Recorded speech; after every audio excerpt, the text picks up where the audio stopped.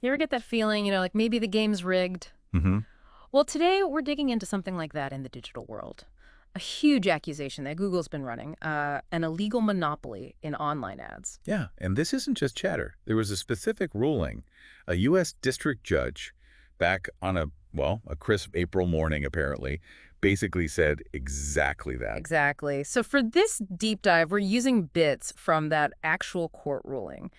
We want to unpack what this really means, for you listening and kind of for the whole internet landscape. Right, because the language the judge used, it was pretty strong, wasn't it? It really was. Judge Leonie Brinkema, I think it was a 52-page opinion called Google's actions, and I'm quoting here, anti-competitive conduct, plain and simple. Plain and simple. Wow. Doesn't leave much room for interpretation. Not really. Yep. Okay, so let's break this down.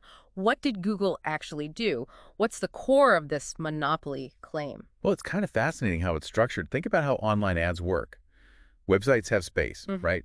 And companies want to buy that space to show you ads. Sure. Standard stuff. But Google, allegedly, controls basically everything. The ad exchange, that's like the digital marketplace where the buying and selling happens instantly. Okay, the marketplace. And they also provide the main tools businesses use to buy the ads and the tools websites use to sell their ad space. Oh, wait. So they own the shop, they give the buyers their wallets, and they give the sellers their cash registers. That's a pretty good analogy, yeah. Hmm. Or like running a casino where you're the house, you deal the cards, and you're the pit boss watching over everything. Doesn't sound very competitive, does it? That's exactly the point the Department of Justice is making. They're taking it really seriously. So what do they want to happen? They're pushing for Google to actually spin off, sell off key parts of this ad business. Right. Break it up, essentially.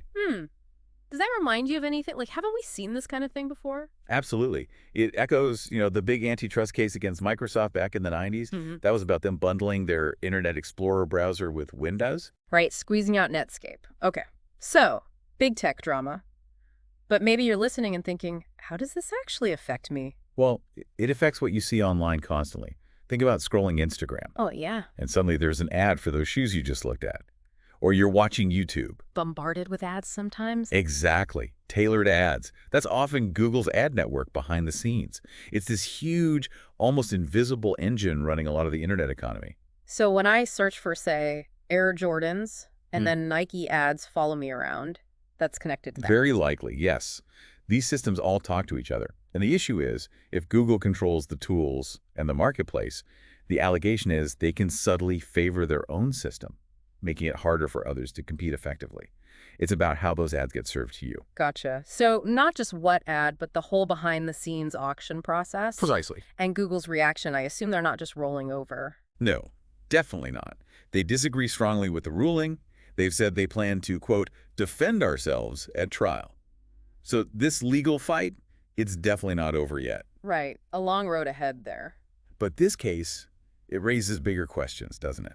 It's really about what kind of internet we want. You mean like dominated by a few huge players? Yeah, or one that's more open, where maybe smaller companies, new startups, independent creators even have a fair shot at reaching people. That really hits home.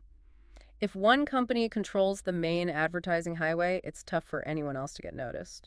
It's a massive hurdle. So I guess the key message here is that even these tech titans aren't untouchable, that monopolies can be challenged. That seems to be the takeaway, yes. The system can scrutinize them. Okay, so looking ahead, what's something we should all maybe think about stemming from this? Well, maybe the next time you click on something or even just see an ad online, take a second. Ask yourself, who's really behind this click? What are the mechanics, the motivations happening just beneath the surface? That's a great point. To look beyond just the content itself and question the structure shaping our online world, be a bit more curious, maybe a bit more skeptical. Exactly. Stay curious. Definitely something to chew on. Thanks.